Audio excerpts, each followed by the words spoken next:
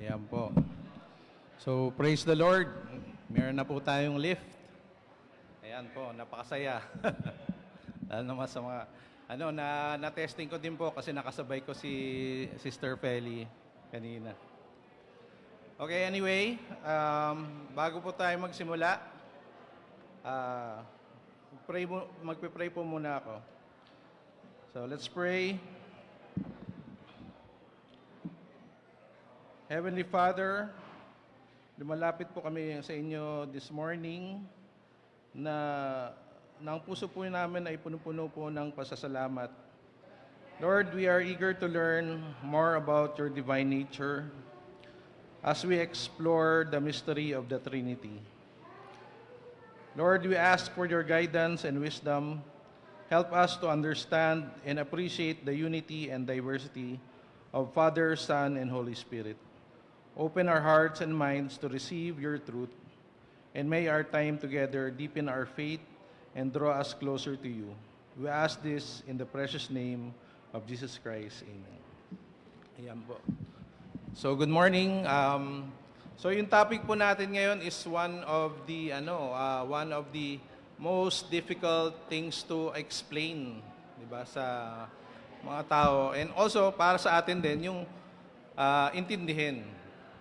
Anyway, sabi nga it's one of the mysteries sa Bible, yung Trinity po. So, we learn new things every day, and ito po is one of the things na I try to explain to my children. And actually, pag tinatanong nga nila, I remember siguro a few years ago, ina-explain ko sa mga kids ko ano yung Trinity. Kasi sabi nila, hindi daw nila maintindihan, does that make sense? Actually, nag-message pa ako kay Pastor para tanungin, paano explain yung Trinity? Anyway, para lang ma-sample, like, I just learned something na parang na-discover nila. May mystery kasi sa US, hindi nila ma-explain. Nalaman nila yung mga squirrels pala. What squirrels do is they gather nuts, di ba? They gather nuts. Tapos linilibing nila sa lupa yung mga ginagather nila. Tapos pag naglibing sila ng nuts, separate isa-isa. Tapos punta sila sa ibang lugar. Lilibing ulit nila. Tapos minsan fini-fake pa nila, kunyari maghuhukay sila, wala silang ilalagay na nut para hindi daw makuha ng mga ibang squirrels yung nuts nila. So kinakalat nila sa buong land. Tapos nalaman ko na 75% ng nuts na linilibing ng squirrel ay hindi na nila nakikita. Parang hindi nila maalala kung saan nila nalagay. Tapos naalaman ng mga scientists na ito pala yung reason bakit nagkakaroon yung mga oak forest, mga oak trees, naka-space ng tama. Diba? Ang galing ng Panginoon ginamit niya yung squirrels para magtanim ng mga oak seeds. Tapos hiwalay-hiwalay siya, tama yung spacing. Dahil yung mga squirrels, hindi na nila maalala kung saan nila tinanim yung mga nuts nila. So it was a mystery na na-solve nila just recently. Anyway, let's go to the Trinity. So the Trinity refers to one God in three persons. God the Father, God the Son, and God the Holy Spirit. All three persons of the Trinity were present at creation.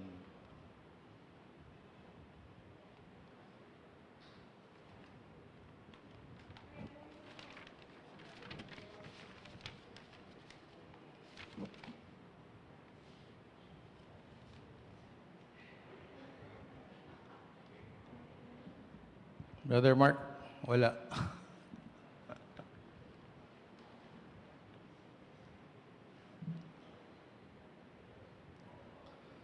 So, ito po, information lang. The word Trinity is not found in the Bible. But the concept of the Trinity is very clear in its accounts. This is a very important doctrine sa ating mga believers, sa Christian faith. It advocates that God eternally exists as three persons. The Father is God, the Son is God, and the Holy Spirit is God. But there is only one God. Minsan po, yung mga utak po natin, may hangganan eh. So, our minds are finite. And this concept is impossible to fully understand and or explain. Mahirap talaga siyang maintindihan at saka mahirap din i-explain. So, ang sabi sa in Psalms 119, 89-90, Forever, O Lord, thy word is settled in heaven. Thy faithfulness unto all generations. Thou hast established the earth, and it abideth. Yan po yung verse po natin. So, paano natin po ma-describe yung Trinity using an analogy? So, ang pinaka malapit po na mako-compare po natin is water. So water is composed of hydrogen and oxygen. H2O, di ba po yung water? Pero yung water, may tatlong states. Meron tayong liquid, merong ice, and merong gas. So these are all water pero in three different states. So ito po yung pinakamalawit po natin na masasabing analogy about the Trinity. So in Isaiah 45,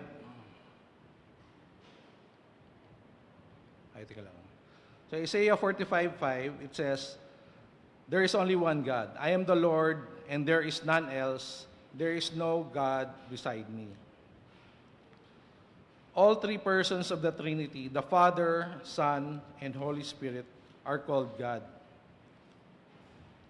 In Christ, all the fullness of Godhead dwells bodily. This is in Colossians 2:9. The Holy Spirit and God are both referred to as God in Acts 5:3 and 4. And all three persons of the Trinity are eternal. God is from everlasting to everlasting. The throne of the Son is forever and ever, in Hebrews 1:8. And the Spirit too is eternal. All three persons of the Trinity are creator. In Genesis 1, verse 1 to 3, clearly references that God and the Spirit of God were present in creation. It says, in the beginning, God created the heaven and the earth was without form and void, and darkness was upon the face of the deep. And the Spirit of God moved upon the face of the waters. And God said, let there be light, and there was light.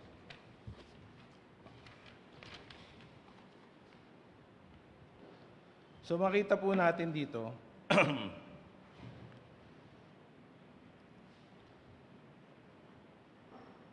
we are all very familiar sa passage po na to, but today we are going to look at it from an angle that you may not have considered. So sa passage po na to, it gives glimpse into the Trinity.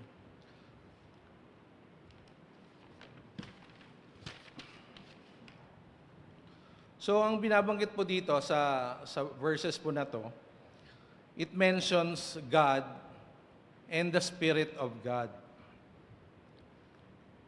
So ano pong nangyari po dito, di ba? So in the beginning, God created the heaven and the earth was without form, and void and darkness was upon the face of the deep. So God created, and also the Spirit of God moved upon the face of the waters. So dalawang action po, God created and the Spirit of God moved. And this took place on day one of creation at the beginning of time. So sino po yung responsible po ng creation? It's God. And ano po yung nature po ng ating Panginoon through this passage? So God is the creator and there is a spirit of God. And then in Psalms 33:6, so it says, "By the word of the Lord were the heavens made, and all the hosts of them by the breath of his mouth."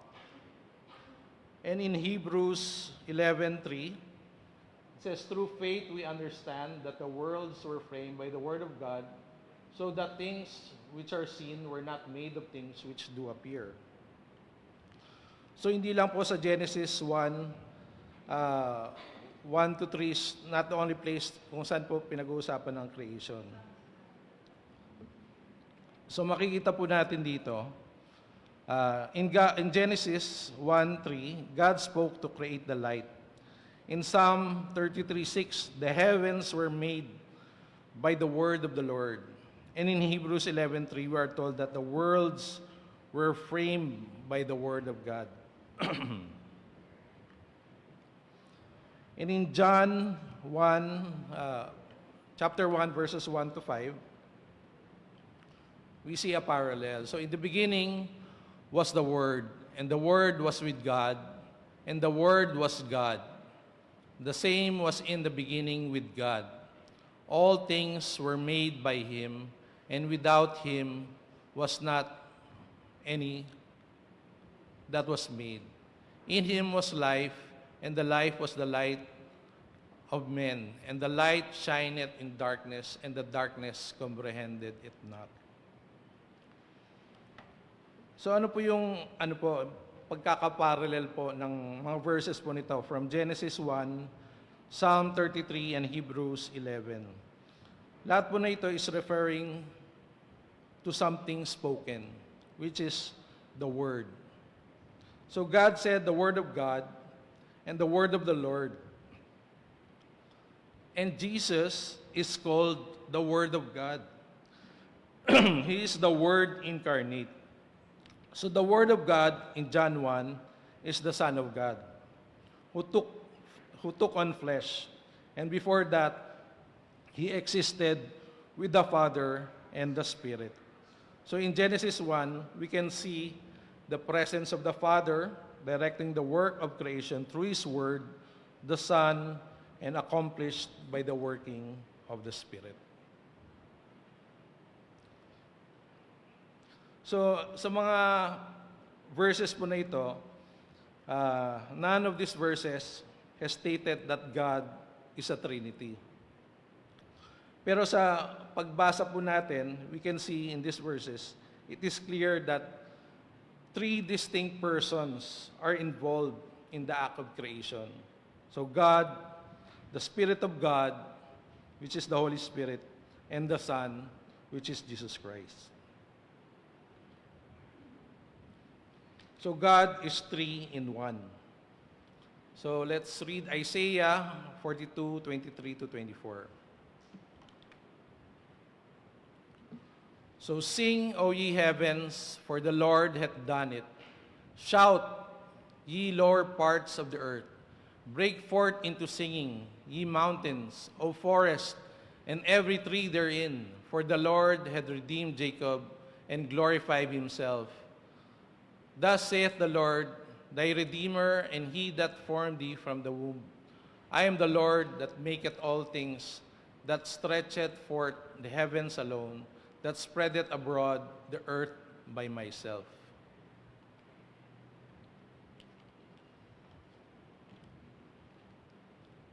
So, ano po sinasabi po ng mga verses po na ito? From Isaiah 42:20 to 24. So, itong verse po nito is a form of poetry. Because yung parts po of creation na dinidescribe po dito are actually not shouting or singing. Kasi dito yung mga mountains and yung mga forest po ay kumakanta as they glorify God for His acts. So this is a figure of speech po where things that are not human are given human attributes. Yan, meron pong term talaga na tinatawag dito which is anthropomorphism. Yan. So the mountains can't literally sing, but they offer praise to God just as people do. And reading the poetry, we must read the passage and consider what the author intended to communicate. So ano pinipraise po dito? Si God. So, why are they praising God? His redemption of Israel and His acts of creation. And what has done, according dito po sa verses po na ito, God has formed each person in the womb and made all things stretching forth the heavens. And who helped God perform these acts of creation? So in verse 24, it clearly says, He was alone. So, doon sa mga naunang verses po, na-conclude po natin that three persons were involved in creation. So ano po, nagko-contradict po ba ito, itong verses po nito? Does it contradict doon sa unang conclusion po natin, doon sa unang verses na binasa natin?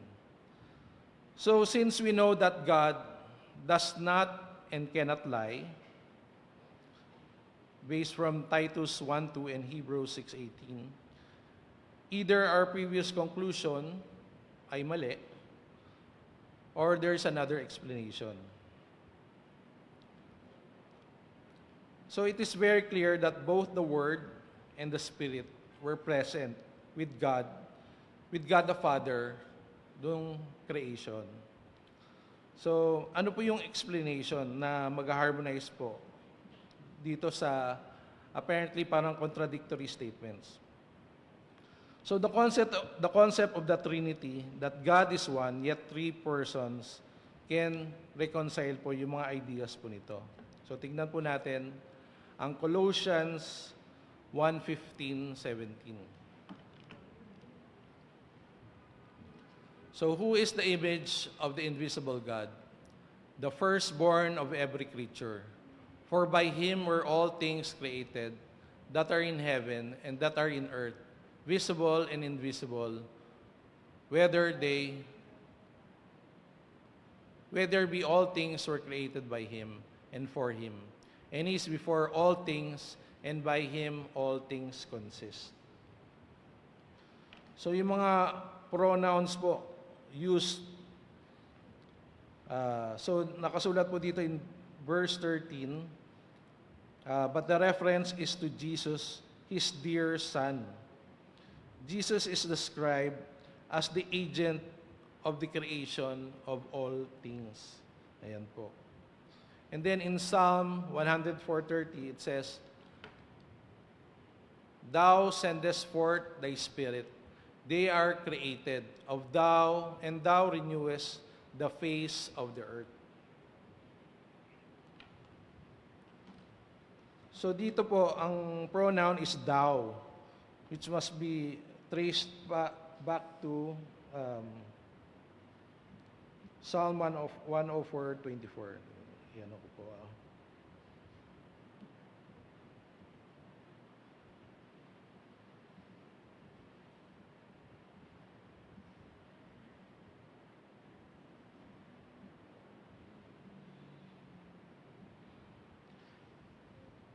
In Psalm 104:24, O Lord, how manifold are Thy works. In wisdom hast Thou made them all. The earth is full of Thy riches. So the pronoun Thou is God, but the agent of creation is the Spirit of God, just as we saw in Genesis 1. So makita po natin dito sa mga passages, all three persons are said to have been involved in the acts of creation and in sustaining life on the earth. So although hindi po natin nakikita o na-encounter yung word na Trinity anywhere in the Scriptures, ay nakikita po natin yung we can see the picture na lumilinaw po that God is both one and three. but in different ways, so that there is no contradiction. He is one God existing as three distinct persons. The Father is not the Son is not the Spirit, yet they are all the single God described as creating the universe.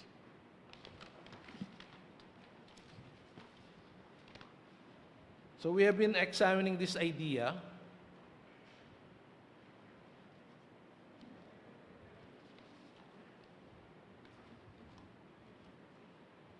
which is, ang tawag nila is Unitarianism, or that there are multiple gods, polytheism. So may mga heresies po kasi na nandito na paniniwala po ng mga ibang groups. Yan. So i-check po natin one of these positions. So ito po yung isang passage that support the Trinity. We are going to look in one of the historical confessions of the Christian faith, the Athanasian Creed. So, etong creed po nito, it dates back around 500 AD, almost 200 years after the Nicene Creed. But is a refined explanation of the doctrine of the Trinity based on the whole counsel of Scripture. So, ang maganda po dito sa lesson po na to, may mga handouts. So hindi ko po na-print, but it's nice to have a handout of the Athanasian Creed and also yung triune, yung graph. Mamaya po ipapakita ko. So this creed is held by the Catholic Church to be the Orthodox confession. Yung Catholic po dito means universal, and it's not the Roman Catholic Church. But this confession is used by Catholics and Protestants alike, predating the historical division. So through the early church, these doctrines based on the clear teaching of the Bible were established in various councils and written in creeds. The Athanasian Creed is named for Athanasius of Alexandria, though it was written after his death and was not the product of a formal council. The creed puts the beliefs regarding the Trinity into simple statements that help identify both true and heretical teachings. So heresy is rightly defined as an unbiblical teaching that prevents salvation for those who hold to it. So ito po yung heresy po, these are unbiblical teaching na yung mga tao, dito sila nagbe-base, which prevents their salvation. So it's also called a damnable doctrine. So ang example po nito is, some believe that Jesus was simply a man and not God. Sabi nga nung that Jesus is only a prophet. Yun yung paniniwala nila. And this is a view condemned by heresy by the Athanasian Creed, which draws the idea from Scripture. Ayan. So, maganda po, meron tayong kopya po nito eh. So, siguro doon po muna ako mag-end kasi medyo mahaba po yung lesson po na ito. And it's very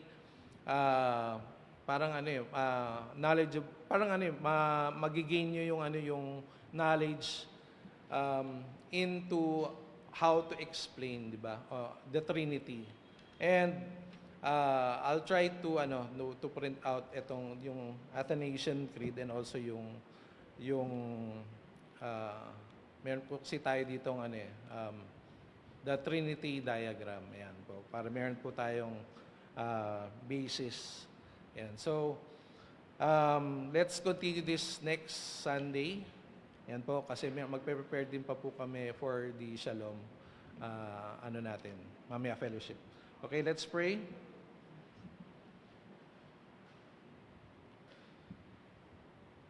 Heavenly Father, salamat po sa oras po na ito na nagsama-sama po kami for learning, Lord, about the Holy Trinity. We are grateful, Lord, sa inyong presence in our lives as Father, Son, and Holy Spirit.